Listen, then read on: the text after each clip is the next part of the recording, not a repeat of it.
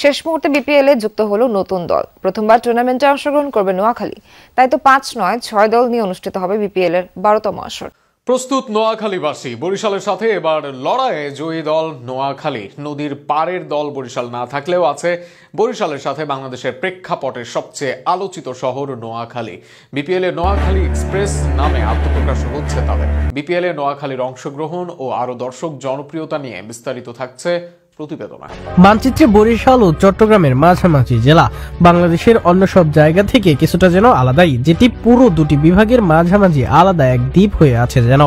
যে কারণেই আলোচনায় ওঠে নোয়াখালী বিভাগ চাওয়ার। অনেকে তো আবার তাচ্ছিল্য করেও বলে তাদের নাম। তবে এবার সেই নোয়াখালী বিপিএল এ দিল চমক। বিভাগ হবার আগে এবার বিপিএল এই দল পেল নোয়াখালী। ষষ্ঠ দল হিসেবে বিপিএল এ আত্মপ্রকাশ করেছে দক্ষিণবঙ্গের এই জেলাটি। নোয়াখালীর দল পাওয়াটা চমকের মতোই। শুরুতে আলোচনা ছিল তাদের দল নিয়ে, তবে ৫ দলের বিপিএল আয়োজন করার আলোচনায় সেটা হয়নি। সেখান থেকে অনেকটা চমকের মতো ফিরে আসে তারা। বিসিবির ১০ কোটি টাকা ব্যাংক গ্যারান্টি ৪ দল পরিশোধ করলেও শুরুতে সমস্যা হয় চট্টগ্রাম রয়্যালসের ফ্র্যাঞ্চাইজি নিয়ে। এর সাথে তাদের বিদেশি খেলোয়াড়দের ইস্যু তো ছিলই, যে কারণে নতুন করে শুরুতে আবেদন করা একাধিক ফ্র্যাঞ্চাইজিকে ডাকে বিসিবি। আর সেখানে চলে আসে দেশ ট্রাভেলস। বিসিবির প্রাথমিক তালিকায় বাদ পড়লেও নতুনভাবে বিসিবির শর্ত পূরণ করে তারা। অপরদিকে এর মাঝেই বিসিবির সাথে বনিবনা হয়ে যায় চট্টগ্রাম রয়্যালস ফ্র্যাঞ্চাইজির। ১০ কোটির চেক ও ১ কোটি টাকা পরিশোধের মাধ্যমে বিপিএল এ নতুন করে ফিরে আসে তারা। তবে দেশ ট্রাভেলসও মাঝে শর্ত পূরণ করে, ফলে তাদের খালি হাতে ফেরায়নি বিসিবি। নতুন করে যুক্ত হয় দল। দেশ ট্রাভেলস পায় নোয়াখালী জেলাকে,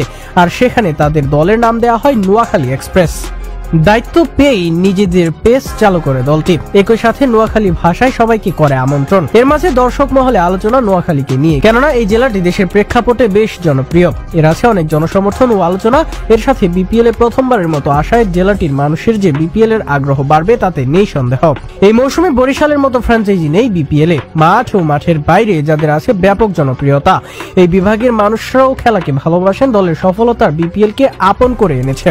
সেখানে এবার তাদের না থাকায় বিপিএল এর জনসমর্থন ভাটা পড়বে এমনটা ভেবেছিলেন অনেকে। তবে নোয়াখালী আসবে এবার সেই আক্ষেপ ঘোচাতেই। বিভাগ না হয়েও বিপিএল এ দল পাওয়া দ্বিতীয় জেলা নোয়াখালী। এর আগে কুমিল্লা বিভাগ না হয়েও অংশ নেয় বিপিএল এ। তাদের সাফল্য গল্প তো সবারই জানা।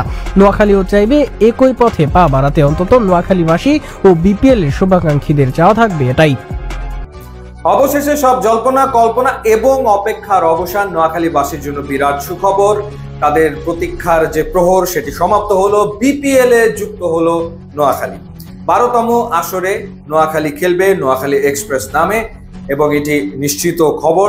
সিদ্ধান্ত নিয়ে ফেলেছে বিপিএল এর গভর্নিং কাউন্সিল। তবে যেই প্রতিষ্ঠানটা নোয়াখালীর ফ্র্যাঞ্চাইজি পাওয়ার জন্য আবেদন করেছিল বাংলা মাঠ, তাদেরকে দলটা দেওয়া হয়নি, দেওয়া হয়েছে দেশ ট্রাভেলসকে, যারা আসলে প্রথমে আবেদন করেছিল রাজশাহীর ফ্র্যাঞ্চাইজি পাওয়ার জন্য। কিন্তু যেহেতু নাবিল গ্রুপকে রাজশাহীর ফ্র্যাঞ্চাইজি দেওয়া হয়েছে, সেই কারণে তারা বাদ পড়ে গিয়েছিল। এরপরে তো নাটক নাটক নাটক চলতেই থাকলো। অর্থাৎ কেউ ব্যাংক গ্যারান্টি জমা দেয় না। ১০ কোটি টাকার ব্যাংক গ্যারান্টি কেউই জমা দিচ্ছিল না, আংশিক আংশিক করে জমা দিচ্ছিল। এবং ক্রিকেটারদের একরকমের চাপ তৈরি হচ্ছিল বিসিবির ওপরে, কারণ দলের সংখ্যা যদি ৫ থাকে সেই ক্ষেত্রে বেশ কিছু ক্রিকেটার তারা আসলে বিপিএল এ খেলতে পারবে না। তো সেই প্রেক্ষিতে ক্রিকেটারদের চাপের মুখে বিসিবি সিদ্ধান্ত নেয় আরো একটা দল বাড়ানো। সে কারণেই ইনক্লুড করা হচ্ছে নোয়াখালী।